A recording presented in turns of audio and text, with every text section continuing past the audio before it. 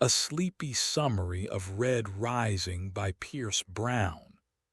Close your eyes now and let your breathing slow and imagine a world beneath the world, deep down under red stone and redder dust, where the tunnels hum like a lullaby made of machinery. This is Mars, though not the Mars you might picture in your mind. Not yet.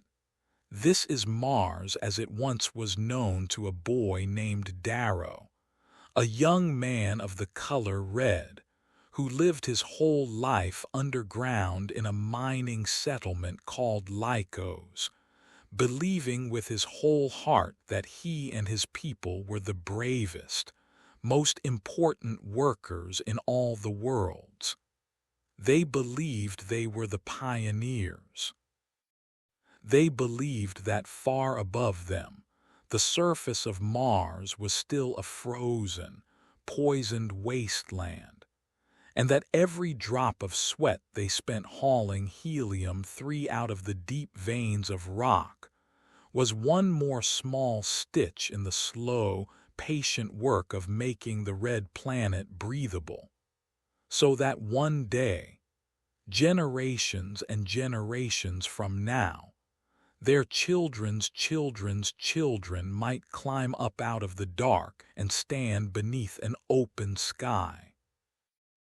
It was a beautiful dream, and it was the whole shape of their lives.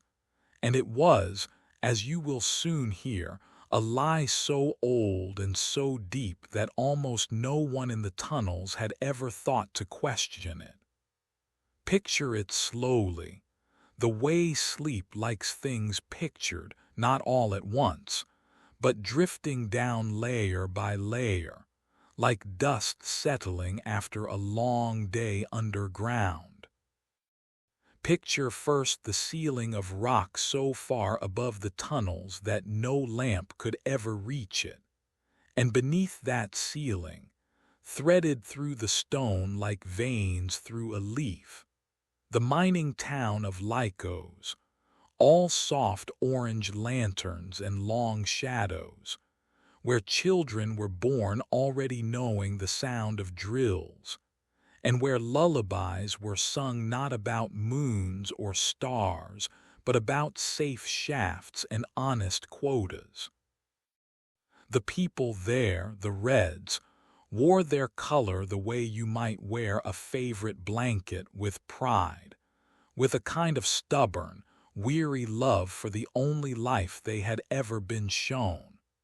They believed, every single one of them, from the oldest grandmother to the smallest child, that they were heroes of a story much bigger than themselves. The story of taming an entire world for the sake of children not yet born. It is a gentle thing to believe you suffer for a reason. It made the ache in their backs and the ache in their hearts feel almost bearable. And it made the lie, when it finally came apart, cut all the deeper. Darrow was a Heldiver, which meant he was the best of the best, the fastest and bravest driller in his mine, a young man who could read the rock the way some people read faces, who could feel the shift and sigh of stone through the soles of his boots.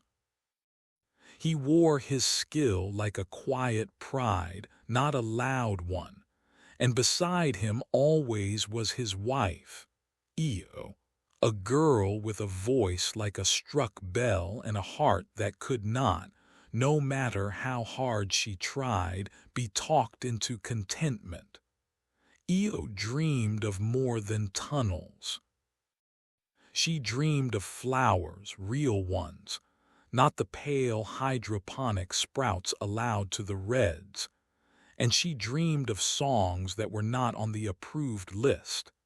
And most of all, she dreamed of a kind of freedom that Darrow, practical and beloved and steady as he was, did not let himself imagine, because imagining it hurt too much, And because he had already lost enough, his own father had been hanged years before, executed in the town square for singing a forbidden song. A lament about a red-tailed hawk who flies free, while his mother and brother Kieran had to watch, and the memory of it had folded itself into Darrow the way scar tissue folds into skin, quiet and permanent, and aching only when touched. Theirs was a small life, but a full one, the kind of life that feels enormous from the inside even if it would look tiny from very far away. Darrow and Io lived in a modest cut of stone rooms with Darrow's mother and his brother Kieran, who was steady and dutiful and content in a way Darrow sometimes envied, and with Io's family close by, full of noise and warmth and the particular, specific love of people who have never had very much except each other. Darrow won the laurel, the great honor given each year to the mine's finest Heldiver, a prize that meant extra rations and extra pride for his whole clan group. And for one shining season, it seemed as though the two of them might simply be allowed to be happy inside the boundaries they had been given, allowed to marry, to dream small, safe dreams, to grow old the way their parents had, singing only the songs that were permitted and reaching only as high as the tunnel ceilings allowed. But Io could not make her heart small enough to fit that shape, no matter how much she loved Darrow, no matter how much she wanted for his sake to try. So when Io, on the night that would end everything, took his hand and led him up through the tunnels, past the checkpoints, to stand for one forbidden moment beneath the real night sky of Mars.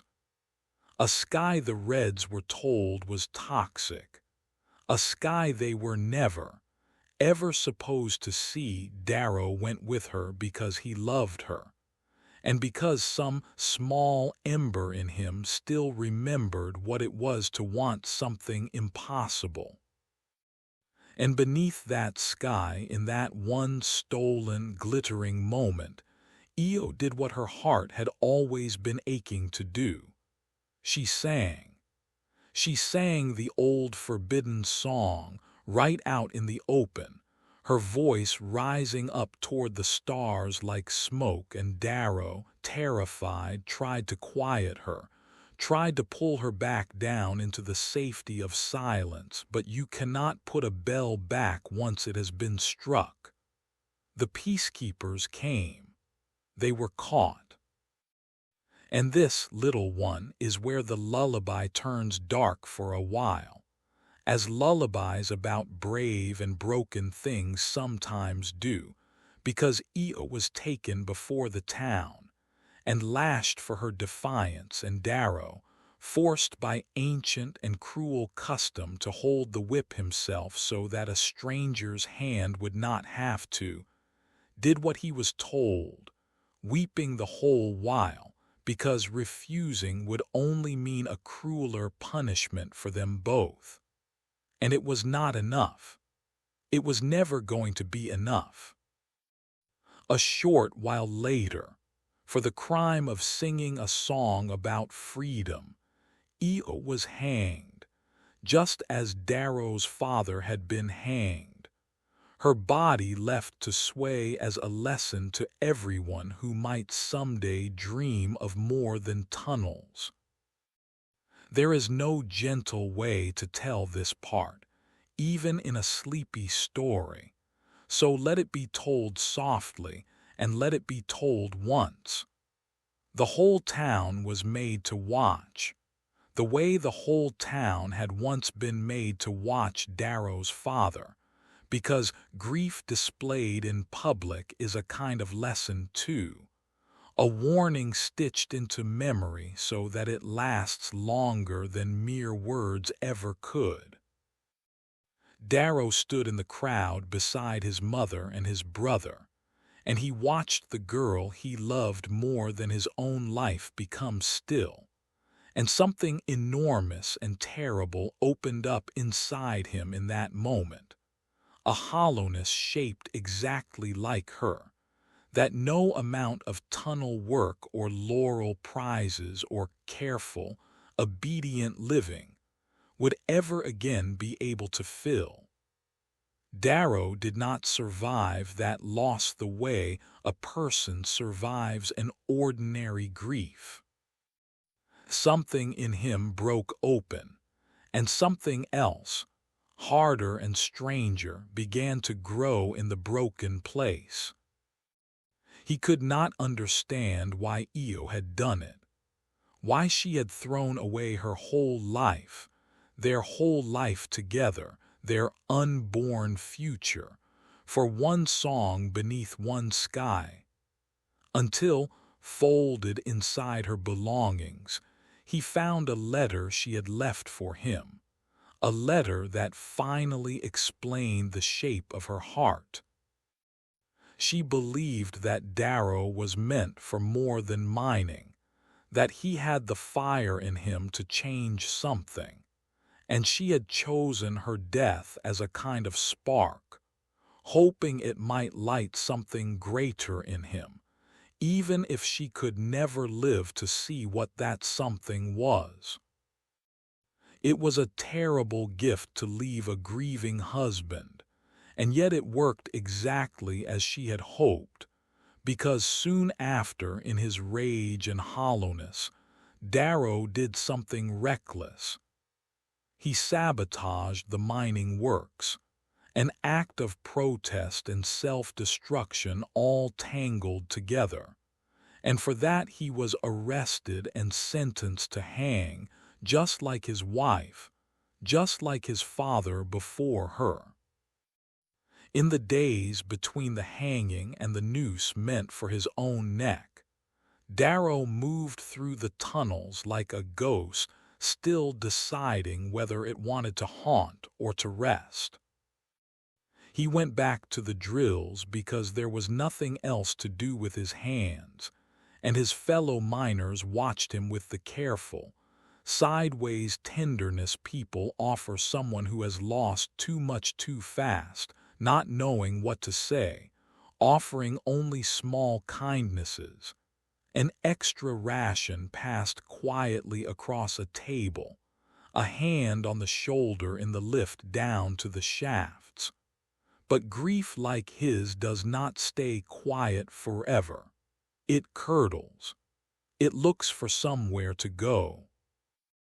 And so, in a single reckless, half-conscious night, Darrow struck out at the machinery of the mine itself, sabotaging the great drills that had made him famous, as though breaking the thing that had eaten his whole life might somehow also break the grip that life still had on him. It was not a plan. It was barely even a choice.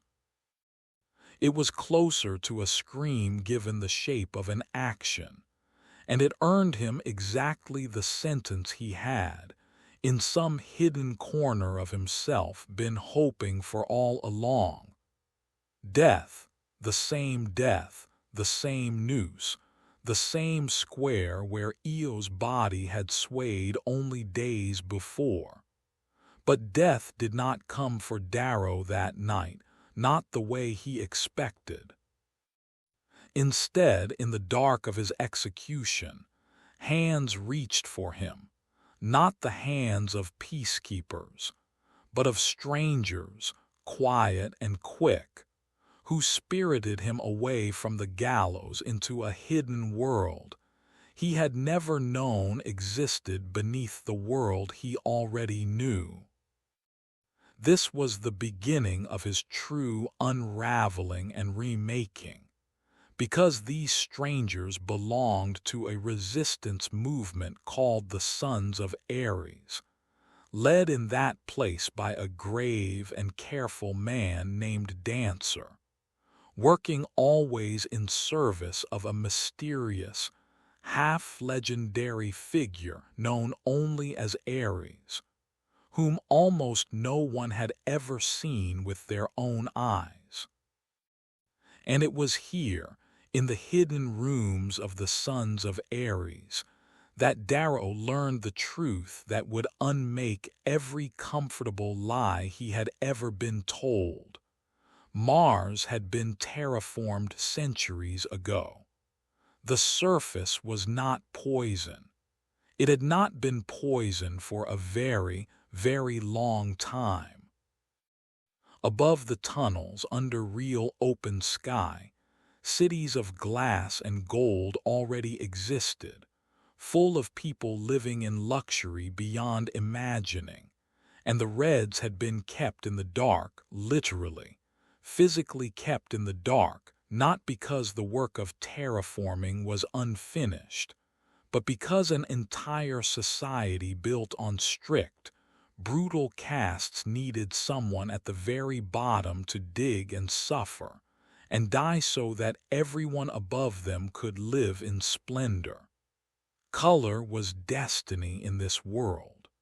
Reds dug. Browns served. Obsidians fought as living weapons.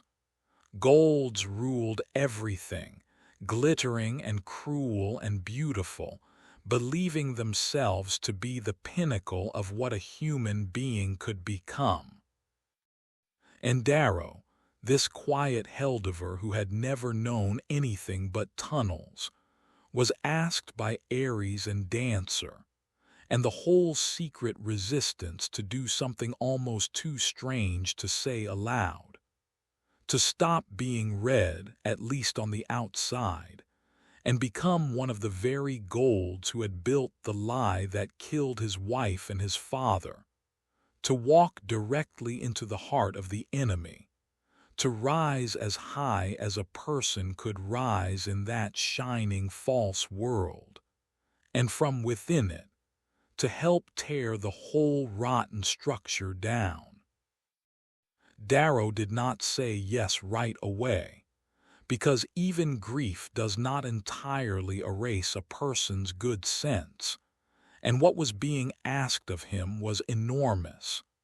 Not simply to fight, which he might have understood, but to vanish entirely, to let the boy named Darrow the Heldiver be declared dead to his own mother and brother forever, so that no one, not even the people who loved him, could ever accidentally give away the secret that would get him killed a second and final time. It was Dancer, quiet and patient, who finally helped him see the shape of the choice clearly.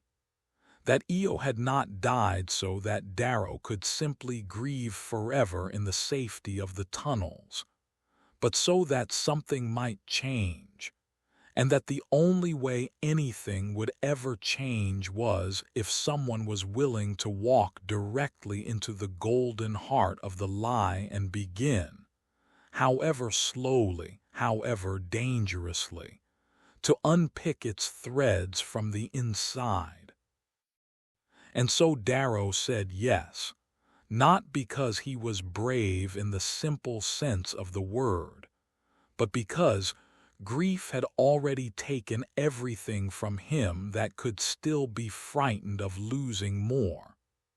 This is the part of the story, little one, where the sleepy summary asks you to imagine something quite astonishing, because what came next for Darrow was not simple, and it was not gentle.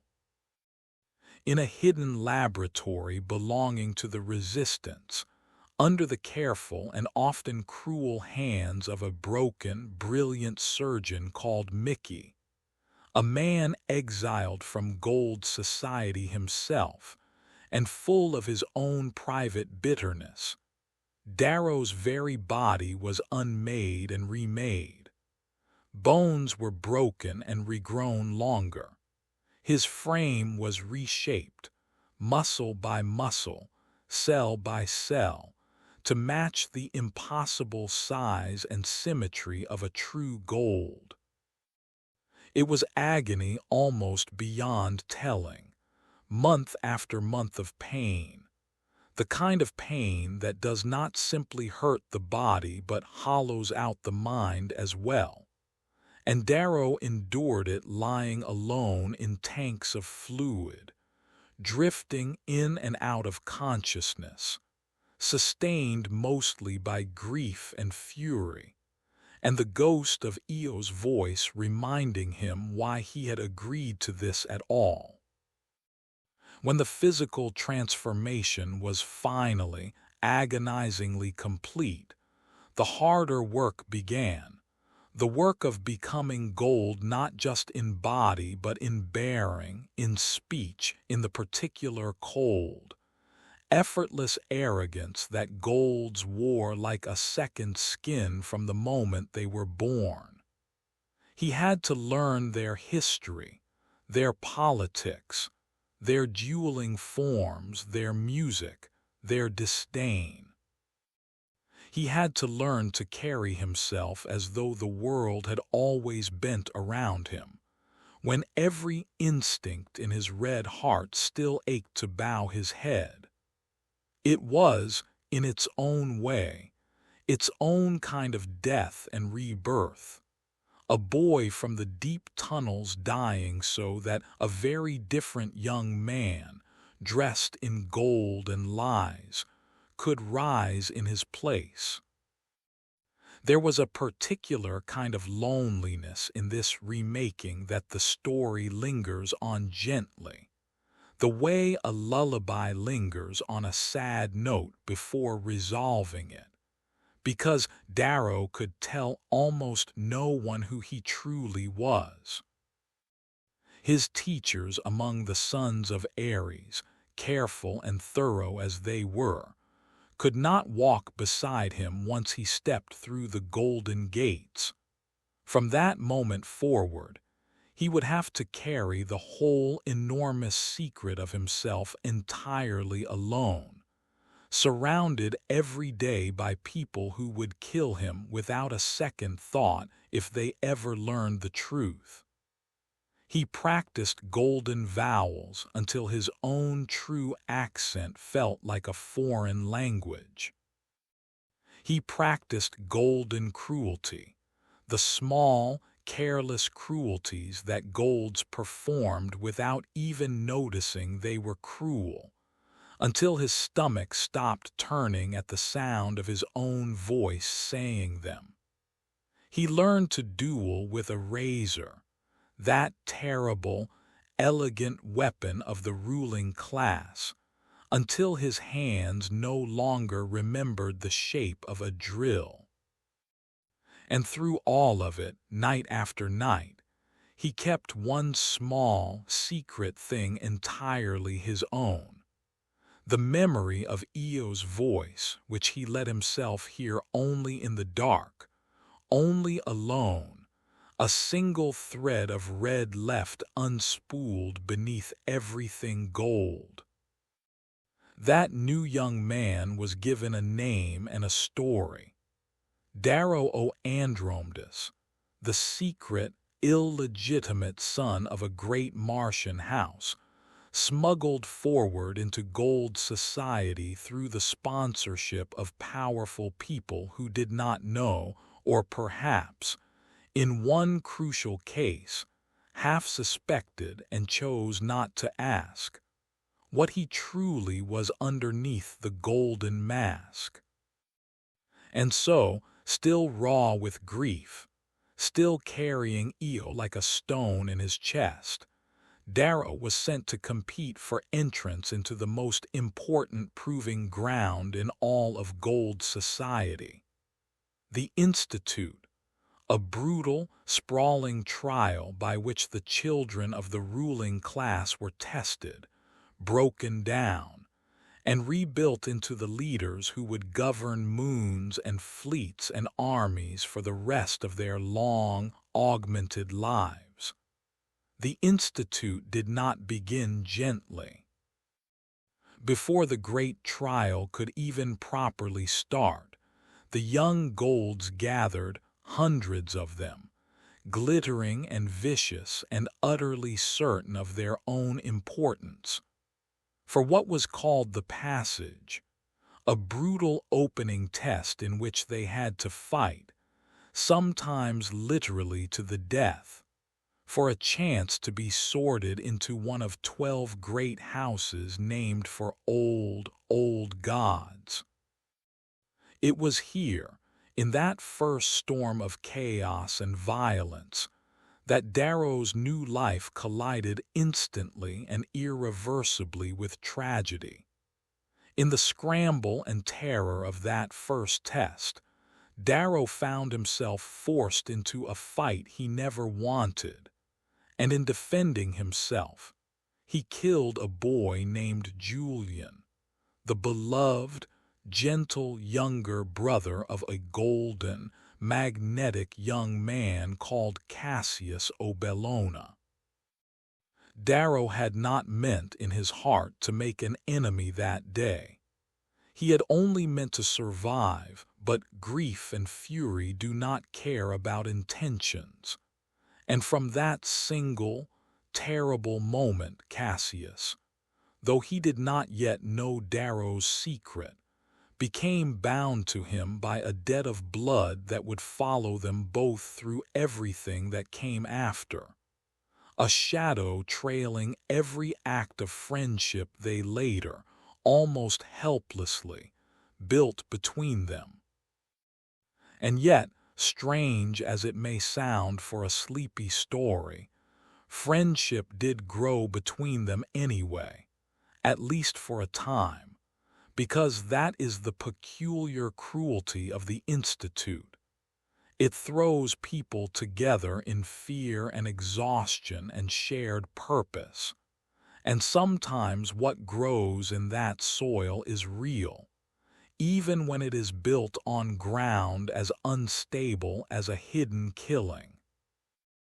Cassius was golden in every sense, beautiful and easy and generous with his laughter, the kind of person who made the people around him feel, for a moment, as though the whole cruel game might actually be fun. Darrow, hollowed out by his own secret grief, found something almost like comfort in Cassius's easy warmth, even as he carried, buried far beneath his careful golden manners, the terrible knowledge of exactly what he had taken from him. It made every shared meal, every shared joke, every moment of real camaraderie between them into something quietly unbearable, a debt Darrow could never repay and could never confess, ticking on in silence beneath every smile. Sorted at last into a house, Darrow found himself named to House Mars, one of 12 armies of young Golds set loose in a vast and savage wilderness that made up the true trial of the Institute, an artificial world of forests and canyons and castles, watched over by a proctor from on high, in Mars's case, a sly, sharp-tongued Gold named Fitchner O'Barca, who seemed to enjoy the suffering of his students, with an amusement that was hard to read as either cruelty or something stranger and more purposeful. The rules of the Institute were simple to state and terrible to live.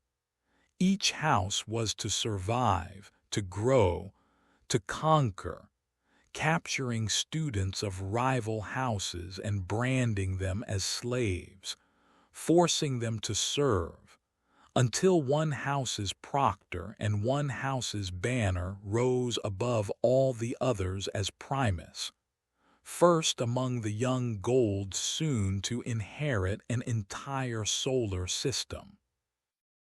It was, in truth, a war game built to produce leaders by testing exactly how far a person would go, how much cruelty, how much cunning, how much sacrifice, when survival itself was on the line. House Mars did not begin well. In one of the story's cruelest early turns, Darrow's own house was betrayed and devastated by a rival house, Minerva, led in truth by a golden, smiling monster known as the Jackal, the son of the great and powerful arch-governor Nero Augustus, and brother to a fierce, clever, golden-haired young woman named Mustang, whose real name was Virginia Augustus, and who would come in time to matter to Darrow more than almost anyone else in his new golden life. The Jackal's ambush left most of House Mars captured, branded, and enslaved, its castle taken, its banner fallen in a single devastating stroke, and Darrow, along with only a small, ragged handful of survivors, among them a small, wild, ferocious young man named Severo Barca, whose loyalty, once earned, proved to be one of the truest and fiercest things in the entire story, was forced to flee into the wilderness with almost nothing at all. Imagine that low point clearly, the way sleep sometimes asks us to sit with a hard feeling before it lets us drift past it. A handful of cold, hungry, humiliated young golds, stripped of their castle and their banner and most of their pride, huddled in the freezing dark of an artificial wilderness that did not care one bit whose blood was rare and whose was common. It would have been easy, so easy, for Darrow to let the golden training win out entirely in that moment, to abandon the weak, to save only himself, to claw upward the way the Institute quietly rewarded people for doing.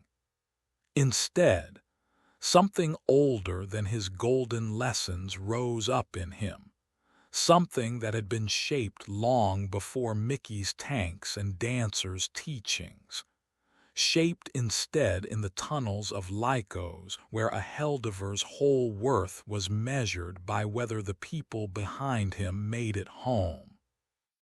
He gathered the frightened remnants of his house the way he once gathered frightened new miners on their first descent, with steadiness instead of grandeur, and told them, in a voice that sounded far calmer than he felt, that they were not finished yet. And it was here, exiled into the cold and the dark with only a few companions left to him, that the old Darrow, the Heldiver, the boy who could read stone with his feet and outthink any obstacle the mines put in front of him, began to reassert himself beneath the golden mask. What he lacked in numbers he made up in cunning, striking at House Minerva's resources in the dead of night, poisoning a lake the rival house depended upon, turning captured slaves into allies through kindness rather than cruelty, gathering broken remnants of other fallen houses into a strange, patchwork coalition bound together not by golden pride, but by something closer to the loyalty Darrow had known in the tunnels, the loyalty of people who have nothing left but each other. Along the way, he crossed paths again and again with Mustang, clever and quick and unwilling to be underestimated by anyone, and the two of them, enemy houses or not, found themselves drawn into an uneasy, prickling respect that slowly, carefully became something warmer, something that Darrow, still grieving Io, did not entirely trust himself to name. Mustang was not like the other golds Darrow had studied so carefully to imitate. Where most of her golden peers wore their birthright like a crown that never needed polishing, Mustang seemed always to be quietly testing the edges of the world she had been born into, questioning rules that everyone else simply obeyed, more curious about why a thing was true than satisfied by the mere fact of its truth. She was quick with a blade and quicker with an argument, and she had a way of looking at Darrow, even in the earliest days of their wary rivalry, as though she could see some shape moving beneath his golden surface that did not quite match the story he told about himself. Not the whole truth, not yet, but enough of a question in her eyes that Darrow found himself, against every careful instinct Dancer had drilled into him, wanting very badly for her to keep looking. Not every ally within Darrow's own ranks proved worthy of trust, either.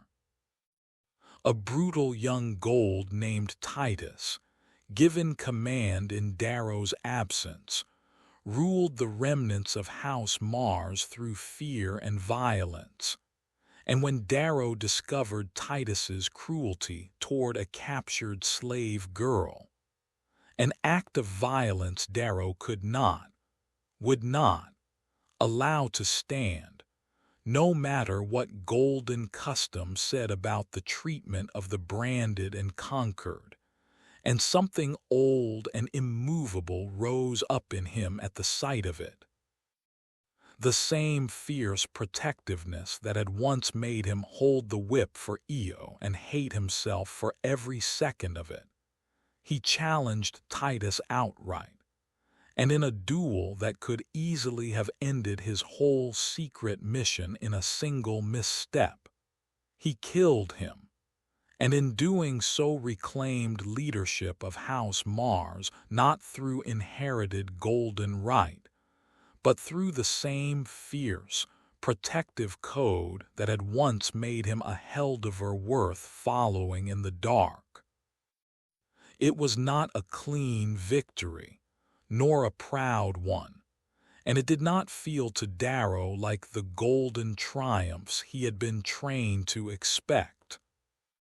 He stood afterward with someone else's blood on his hands, shaking in a way he had not shaken since the night he had held a whip he did not want to hold. And it was Severo, of all people, small, feral, unreadable Severo, who came and stood beside him without a word, simply present, simply there, in the particular wordless way that certain friendships announce themselves before either person is ready to call them friendship out loud. From that day on, whatever else changed in the long war ahead, Severo's loyalty to Darrow never wavered, not once, not even when wavering might have been the safer, smarter choice. From that turning point, the story widens like a river finding open ground. Darrow gathered a strange and devoted band around him. Severo, loyal and lethal and strange in his loneliness. A gentle, poetic young man named Roke, who loved beauty and honor with an intensity that made him one of Darrow's closest and most cherished friends, even as war slowly tested exactly what his honor could bear. Mustang, brilliant and increasingly essential, whose friendship deepened chapter by chapter into something neither of them quite dared to speak plainly. Together they built alliances between shattered houses, using wit instead of brute force wherever they could, turning the Institute's cruel game of conquest into something closer to a fragile, hard-won coalition, all while Darrow carried silently the enormous secret weight of who he truly was, and why he had truly come, a red wearing gold, grieving a wife the golds above him did not even know had ever existed, moving always with Eo's memory like a compass needle at the center of every decision. Slowly, patiently, house by house, Darrow's coalition grew the way frost grows across a window on a cold night, not in one great leap, but in delicate, spreading lines that only look sudden once the whole pane is covered. He learned the names of children he had once thought of only as rivals in glittering armor, learned which houses could be won over with mercy, and which needed a sharper kind of persuasion, learned to let his enemies believe they had outsmarted him right up until the moment they discovered otherwise. Roke wrote him quiet, thoughtful poems about the strange, terrible beauty of it all, verses about boys playing at war in a manufactured Eden, and Darrow kept them, though he rarely said so, the way a person keeps small, warm things in a cold season. Mustang argued with him late into cold nights over strategy and honor and the exact, blurry line between the two, and more than once it was her sharper eye, not his, that caught the flaw in a plan before it could cost them everything. Looming over all of it was the jackal, growing more and more monstrous as the trial wore on, a young man who, it became clear, ruled not through the fear of enemies alone, but through terror turned inward on his own people, torturing and manipulating members of his own house to keep them obedient, treating conquest as a game with no true stakes because, unlike almost everyone else fighting and bleeding across that artificial wilderness, he had never once believed he could actually lose. His cruelty was not incidental to the story. It was, in its way, a mirror held up to the whole golden society Darrow had infiltrated, a glimpse of exactly what kind of person that world was built, quite deliberately, to produce and to reward. Darrow watched the jackal the way a person watches a storm they cannot yet outrun, cataloging every flash of cruelty, every small, chilling moment when a mask of golden charm slipped to reveal the delight underneath, and it frightened him in a way that direct combat never quite managed to. Swords and strategy he understood.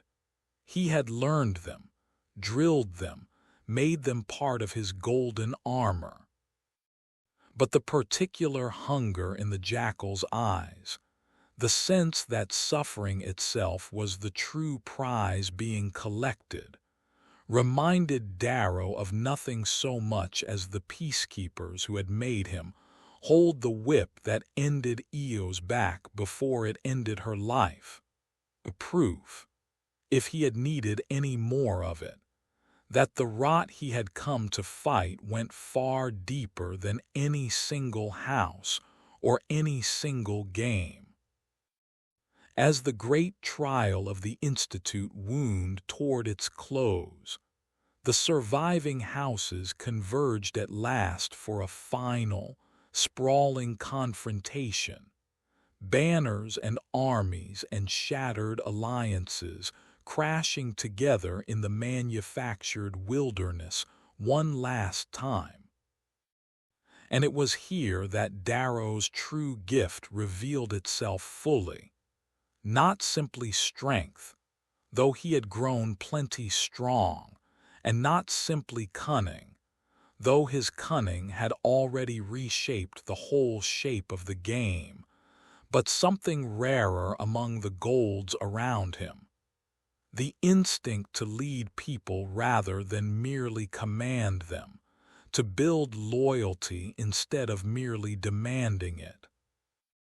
Rather than winning through the pure crushing conquest that golden custom expected and even celebrated, Darrow found a way to draw former enemies into a shared ending, uniting fractured, battered houses under a single banner through alliance and persuasion, and a very careful, very Darrow kind of trickery. Until the game itself bent to a conclusion very few had thought possible, with Darrow rising, at the very end, not merely as a victor, but as something closer to a chosen leader. Crowned Primus not by fear alone, but by the strange, hard-earned trust of people who had watched him choose mercy and clever escape more often than raw cruelty when both were on the table. The final push toward that ending unspooled slowly, the way the last hour before dawn always feels both endless and sudden at once. Banners that had once meant nothing to Darrow beyond a color to defeat became, one by one, the banners of people he had eaten beside, bled beside, forgiven and been forgiven by. And when at last the scattered remnants of the game converged for their final reckoning, he found himself standing not merely as a commander counting swords, but as something closer to a keeper of many small, hard-won trusts, each one a thread he had spent months carefully not fraying. Fitchner watched it all from his high, unreadable perch as proctor, offering nothing so simple as approval, only that same sly, appraising amusement he had worn since the very first day, as though he alone understood that something larger than a schoolyard trial was quietly taking shape below him. It cost him almost everything to get there. Friendships were bent nearly to breaking under the weight of the game's demands. Roke's gentle honor was tested again and again by the choices war forced upon him. Cassius's old wound over his brother Julian never fully closed, curdling instead into a suspicion and rivalry that shadowed every interaction he and Darrow shared, even in their better moments. And Darrow himself, underneath every golden triumph, remained a grieving red boy from the deep tunnels of Lycos, still carrying a wife he could never mention, still fighting a war the golden students around him didn't even know was happening, layered invisibly beneath the war they thought they were playing. When the Institute finally released its survivors back into the wider golden world, Darrow emerged transformed in every sense, physically remade months before by Mickey's terrible artistry, and now socially and politically remade as well, no longer merely a disguised infiltrator scraping by on borrowed nerve, but a genuinely rising star among the young golds, noticed and courted by powerful houses eager to claim him. It was Nero o Augustus himself, Mustang's formidable father, the arch-governor of Mars, who drew Darrow into his own household as a lancer, binding him by oath and honor into the very heart of gold power and politics. The closest possible vantage point from which the sons of Ares could hope to strike, in time, at the whole rotten structure holding their world together.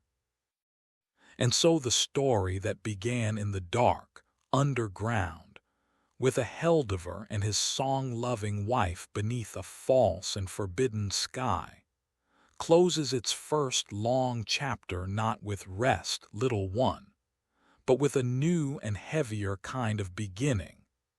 Darrow, standing now in the golden light he once believed, was only a legend, grief folded quietly beneath his ribs where no gold could see it, surrounded by friends who do not know his true name and enemies who suspect more than they should.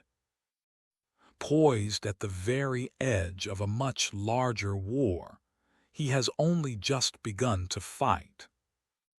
He has climbed, impossibly, from the deepest tunnels of Mars into the glittering court of its rulers, carrying Eo's memory like a lantern nobody else can see the light of. And though the tale pauses here, soft and unfinished, you can feel, can't you, the shape of everything still to come.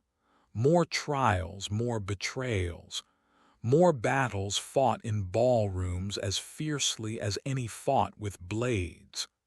A boy who was red becoming something the Golds never anticipated and never quite learn how to stop.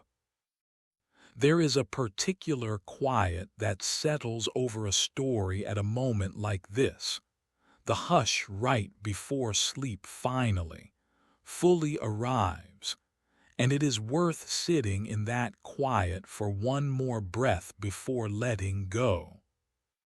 Think of Darrow standing in his new golden rooms, dressed now in the colors of House Augustus, a lancer's pin gleaming where a Heldiver's marks once were, looking out over a city of glass, and light that his own people, deep below in the dark, still do not know exists.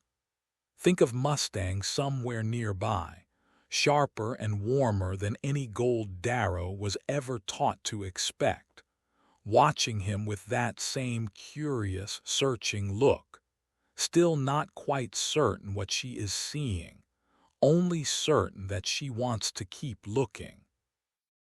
Think of Severo, loyal and strange and utterly unbothered by golden pretense, already finding new small ways to be dangerous on Darrow's behalf. Think of Roque's quiet poems, Cassius's uneasy, unfinished friendship, Fitchner's watchful amusement, all of it gathering like weather on the horizon of a much longer war still waiting to break. And think gently of Io, because the story never quite lets you forget her, nor should it, a girl who sang beneath a sky she was never supposed to see, whose one small act of defiance became the seed from which an entire secret rebellion is slowly, patiently, painfully growing. Darrow carries her still, the way you might carry the sound of a favorite lullaby long after the person who first sang it to you has gone quiet.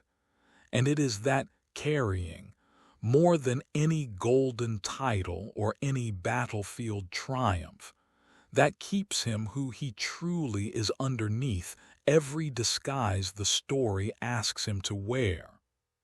Rest now. The tunnels are far below, and the stars you once sang beneath are still turning slowly overhead, patient as they have always been, waiting for a red planet and the story hidden inside it to finish becoming whatever it is destined to become. Sleep, and let the rest of Darrow's rising wait quietly for morning. In the end, this sleepy summary, with its relaxing tone and warm glow, is not meant to replace something. It is meant to honor and point toward a much larger light.